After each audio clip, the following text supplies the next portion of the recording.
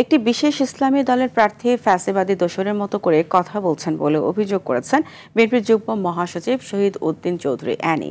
সকালে লক্ষ্মীপুর পৌর শহরে মহিলা দলের উঠান বৈঠকে প্রধান অতিথির বক্তব্যে তিনি কথা বলেন। তিনি আরও বলেন, ইসলামী দলের সেই প্রার্থী বিএনপি চেয়ারপারসন বেগম খালেদা জিয়ার সম্পর্কে কটূক্তি করেছেন।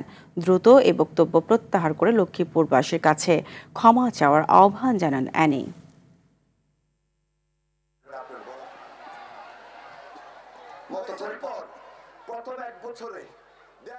আপনার নেতা